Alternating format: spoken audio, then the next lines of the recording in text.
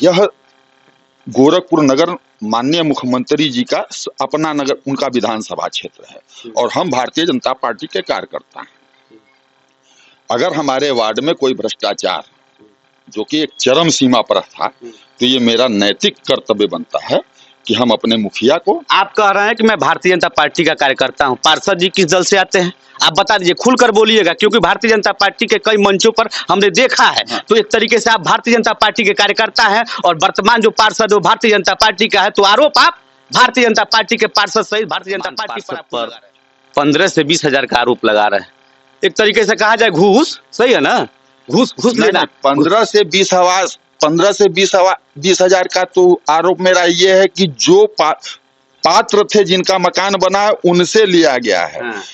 मेरी जो जानकारी में आ रहा है अभी कि जो इन्होंने फर्जी भुगतान किया है, ये 50% की बात तय करके उन मकान मालिकों से, उन लोगों से। सबूत है आपके पास? फिर वही आप बात मैं इसलिए पूछ रहा हूँ ना, जिम्मेदारी बनती है।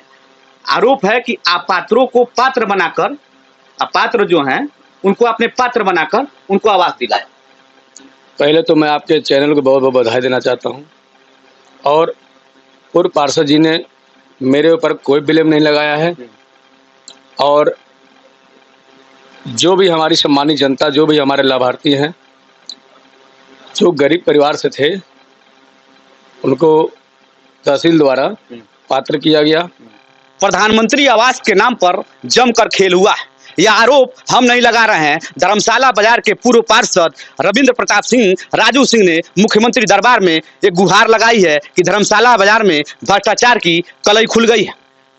क्या कलई खुलना चाहते हैं? कलई हम नहीं खोलना चाहते हैं। कलई तो जो प्रशासन जांच करेगा वो खोलेगा। लेकिन आयुष जी, मैं इस वार्ड में 35 साल से राजनीतिक और सामाजिक रूप से काम करता हूँ। 35 वर्षों में लोकसभा, विधानसभा, चाहे सरकार की जो भी योजना 14 के बाद आई, सबको लेके, सबका पत्र लेके हम लोग दरवाजे दरवाजे जाते हैं। मुझे बखूबी मालूम है कि हमारे इस वार्ड में कितने लोग पात्र हैं और कितने लोग अपात्र हैं। पात्रों की संख्या मेरे वार्ड में अधिक से अधिक 60 से लेके 100 तक, बहुत ज्यादा अगर होगी पात्र की संख्या 60 से 100 तक। प्रधानमंत्री आवास योजना में चयनित होने के लिए पात्रता होती है और उस पात्रता में जैसे आपका मकान खपड़े का है, आपका मकान टिन शेड का है, तो आप उसके पात्र होते हैं कि आपको प्रधानमंत्री आवास दिया जाए। लेकिन ऐसे टोटल मेरे वार्ड में 40, 50, 60 मकान थे जो मेरी जानकारी में थे। हमको ये जानकारी थी कि 100-125 आवास मेरे वार्ड में पास हुए हैं। उन पात्रों से भी, जो गरीब पात्र थे, जो बर्तन चौका ठेला ठुमका भी चलाते थे, उनसे भी माननीय पार्षद जी ने स्वयं अपने हाथ से 20 से 30-15 हजार रुपए तक लिया, जिसकी शिकायत आपके पास सबूत है? इस तरह का आरोप लगा रहे हैं। हाँ। पार्षद जो वर्तमान में पार्षद हैं उन पर आरोप लगा रहे हैं। एक तरीके से कहा जाए कि सारा जो खेल हुआ है, सारा खेल के रचयिता वर्तमान पार्षद है। आरोप आपका जी। आप कह रहे हैं कि आपके पास कोई सबूत, कोई प्रूव्ड है। हाँ। 1 वीडियो मेरे पास ऐसे हैं जिसमें वो गरीब परिवार स्वयं कह रहा है कि मैंने 5,000 दिया, मैंने 7,000 रुपया दिया।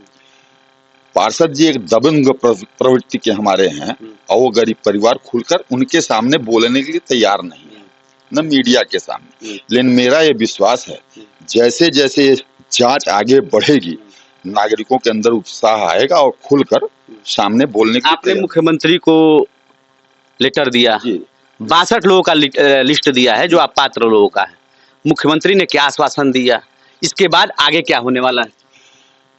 हमको जानकारी 100-125 मकानों की वार्ड में थी, लेकिन भाग्य के बस पूर्व के लेखपाल यहाँ से ट्रांसफर होके चले गए। उनके स्थान पर कोई नया लेखपाल 1.5-2 महीना हुआ आए हुए हैं। हमको एक सूची, जिसको डीपीआर कहा जाता है, एक डीपीआर मिली जिसमें 62 लोगों का नाम था। वो डीपीआर सबसे आखिरी डीपीआर है जिसका आखिरी क्रमांक 621 है, जिससे मुझको ये जानकारी हुई कि मेरे वार्ड में 621 आवास स्वीकृत हुए। मेरे बगल का वार्ड दिलेजागपुर, जहाँ 125 आवास स्वीकृत हुए। जस्ट मेरे बगल में फुरदिलपुर वार्ड पड़ता है, जहाँ 125 130-35 आवास स्वीकृत हुए। बगल का वार्ड मेरे सिविल लाइन है, जहाँ पर 5 या 10 आवास केवल स्वीकृत हुए। धर्मशाला बाजार में यही तो है। यह गोरखपुर नगर माननीय मुख्यमंत्री जी का अपना नगर, उनका विधानसभा क्षेत्र है और हम भारतीय जनता पार्टी के कार्यकर्ता हैं। अगर हमारे वार्ड में कोई भ्रष्टाचार जो कि एक चरम सीमा पर था, तो ये मेरा नैतिक कर्तव्य बनता है कि हम अपने मुखिया को। आप कह रहे हैं कि मैं भारतीय जनता पार्टी का कार्यकर्ता हूं, पार्षद जी किस दल से आते हैं आप बता दीजिए, खुलकर बोलिएगा, क्योंकि भारतीय जनता पार्टी के कई मंचों पर हमने देखा है। तो एक तरीके से आप भारतीय जनता पार्टी के कार्यकर्ता हैं और वर्तमान जो पार्षद वो भारतीय जनता पार्टी का है, तो आरोप आप भारतीय जनता पार्टी के पार्षद सहित भारतीय जनता पार्टी पर आप खुद लगा रहे हैं। मैं 2017 का चुनाव भारतीय जनता पार्टी के सिंबल पर चुनाव लड़ा था। मेरे सामने के प्रत्याशी छट्टीलाल गुप्ता जी चुनाव में निर्दल थे। 35 वर्षों में कभी मैं इनको अपने बूथ पर चाहे भारतीय जनता पार्टी का काम करते नहीं देखा। आप भी मानते होंगे कि जब भी प्रदेशों में कोई भी सरकार बनती है, कुछ ऐसे प्रवृत्ति के लोग सरकार का चोला ओढ़ने में कामयाब हो जाते हैं। आप ही के चैनल पर माननीय पार्षद जी ने अपना बयान दिया था कि उनके राजनीतिक गुरु पंडित हरशंकर तिवारी हैं।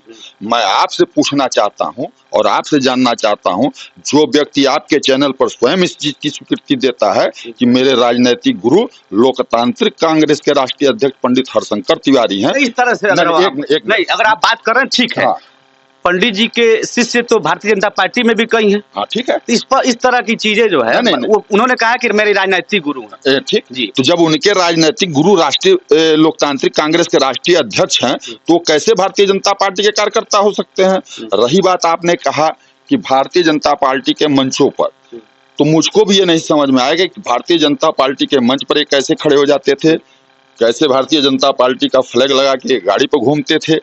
यह चीज और यह जानकारी मैं अपने संगठन से जानने का प्रयास करूंगा और इस बात की आपके जवाब हमारे महानगर अध्यक्ष श्री राजेश गुप्ता जी ही दे सकते हैं कि क्या वो भारतीय जनता पार्टी में सम्मिलित हुए थे, क्या वो भारतीय जनता पार्टी की सदस्यता ग्रहण किए थे या नहीं किए थे। मुख्यमंत्री जी से आप मिले अपने वार्ड के भ्रष्टाचार को लेकर, उनका क्या आश्वासन था? मैं बार बार यही आपसे सवाल कर रहा हूँ, उनका क्या आश्वासन था, आगे इस पर क्या कार्रवाई हो रही? माननीय मुख्यमंत्री जी के संज्ञान में जब मैंने ये कहा कि ये 621 आवास महाराज जी मेरे वार्ड में स्वीकृत हुए हैं, तो वो एक मर्तबा के लिए ठहर गए और उसके बाद तुरंत जिला अधिकारी महोदय को बुलाकर मेरे सामने उन्होंने कहा कि आप इस प्रकरण की जांच कीजिए और जांच रिपोर्ट। लेकिन आप भी पार्षद रहे हैं, हमको लग रहा है कि गोरखपुर जनपद में सबसे गरीब वार्ड आप ही का है, आप ही का है ना, सबसे गरीब वार्ड। आप भी इस चीज को संभाल नहीं पाए, वर्तमान पार्षद भी नहीं संभाल पाए, इसके पहले भी तमाम लोग थे, क्योंकि आप खुद स्वीकार कर रहे हैं कि 621, तो कितनी गरीबी थी सर गोरखपुर में कि इस वार्ड में 621 गरीब होते तब तो ये आवास उनको मिले हैं। 40 मेरे वार्ड में 40-50 है, उनको आवास मिला है, लेकिन 621 की सूची ये छट्टीलाल जी दे रहे हैं। ये मैं नहीं कह रहा हूं कि 621 परिवार मेरे गरीबी रेखा के नीचे है जिसका आवास नहीं था। ये 621 का जितने का कम से कम 400 से लेके 500 तक के जो ये फर्जी भुगतान हुए हैं, ये छट्टीलाल जी के भाई मुन्ना गुप्ता जी, उनकी धर्मपत्नी का नाम है पूनम गुप्ता, इस DPR में उनका भी नाम है, जिनका 2 तल्ला मकान, 2 मकान यहाँ पर खड़ा है, उनका कॉम्प्लेक्स, वह गरीब हैं, गरीबी रेखा के नीचे आते हैं। जब ये जांच आगे बढ़ती जाएगी तो इस बात का खुलासा होते जाएगा कि जिनका 3 तल्ले तक का मकान है, ऑलरेडी कंप्लीट है, उस मकान में एक नहीं, 2 नहीं, 4 भुगतान एक मकान में हुए हैं। इस बात की जानकारी आपको मैं तब दूंगा जब बाकी बचे 9 DPR मेरे सामने आएंगे और उनका जब मैं अध्ययन कर लूंगा तो वह आपको बताऊंगा कि हाँ, ये किस मकान में 4 मकान मिला है, किस मकान में 2 मिला है, किस मकान में 3 आवास मिला है। एक परिवार में 4 फर्जी भुगतान कराया गया है। आप आवास की बात कर रहे हैं, वर्तमान पार्षद पर 15 से 20 हजार का आरोप लगा रहे हैं। एक तरीके से कहा जाए घूस, सही है ना, घूस लेना। 15 से 20 हजार का तो आरोप मेरा ये है कि जो पात्र थे जिनका मकान बना है उनसे लिया गया है।